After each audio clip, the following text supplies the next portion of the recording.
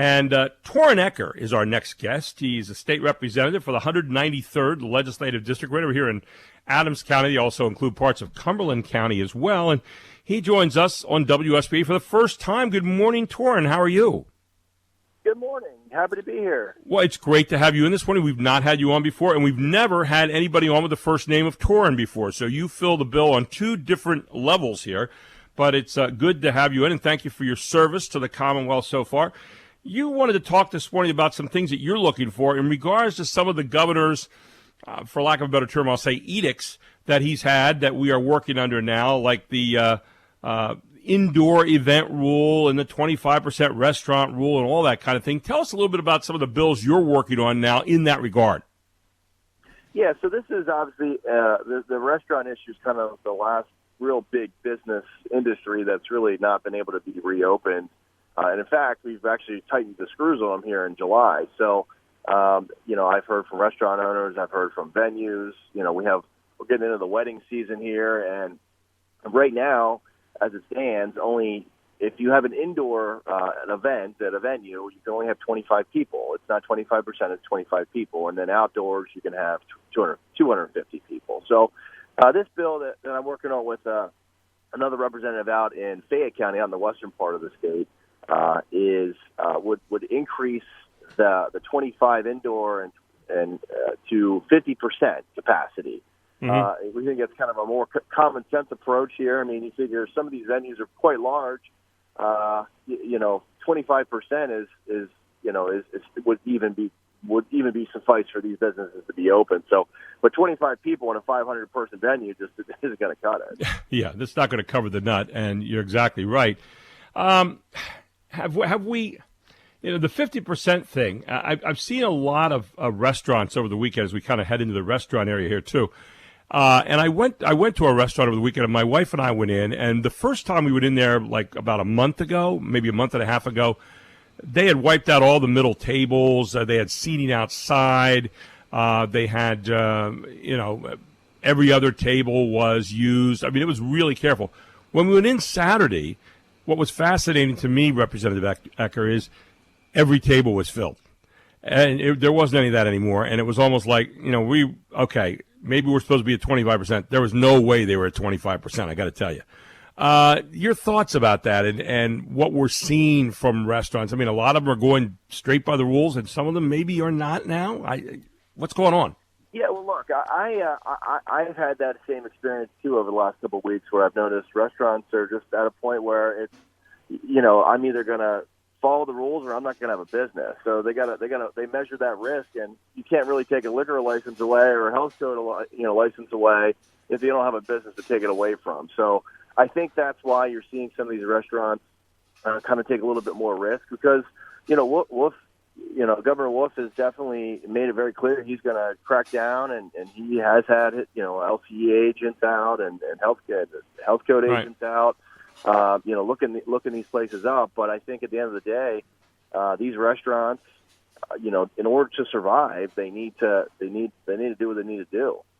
Well, I'm looking at some of these buffet places, and there was one here in York. It was a Chinese buffet, and the two people who ran that, they were working at that thing for 20 some years, and I said, "What are your goals?" And they never took a break, and they said, "Our goals are to buy our house, to pay for our house." Well, buffets, for example, are shut down. They've been shut down for 4 or 5 months, and I'm seeing for sale signs out in front of a lot of those places and other places. Where's the balance point here, State Representative Ecker, on the economy versus how long we stay in this kind of emergency or under the governor's edicts?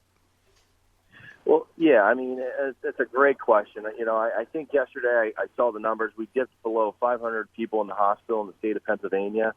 Our numbers are diminishing. There's no question here. And I like to look at the hospitalization rate and the death rate, because I think that's really more telling than the positivity rate. I agree with you, yeah. And those numbers are really diminishing. So, that's why we've been kind of fighting back against the governor on some of this stuff, because, the goal is it seems to me that the goal for him is to get to zero, and that's just not going to happen. I mean, that's just not realistic. This is a virus, this is a coronavirus that will be with us forever. And, we need to, even with a vaccine. So I think we need to really come to grips with the reality here as a society and start recognizing that we need to get back to a normalcy. We're not going to get to zero. That's just not a realistic goal. And I think we're getting to that point where people are kind of voting with their money and their feet and going out to restaurants and spending the money and those kinds of things. I'm not trying to plant a seed here anywhere, so if people think I'm being an instigator, I'm not. But is there a point in time, and we've seen some evidence of this, is there a point in time where people just basically revolt and say, we're doing what we want to do, go do what you want, but we're doing what we want to do because, in fact, we are the government, you're the hired help to the governor and people like you who are representatives and senators and so forth? Do you see evidence of that? Do you see that coming to a head at some point in time? And if so, when would that maybe happen down the line? Yeah, I think we've seen little blips here or there kind of throughout this whole pandemic, with around the clock and then the few places, around the state that kind of were outliers there. But now as we're getting further and further along, I think the PIAA stuff was really a maybe kind of a, okay, Mr. Governor, we hear what you're saying, but we're going to do our thing here. Mm-hmm. I think that was probably a big step to that.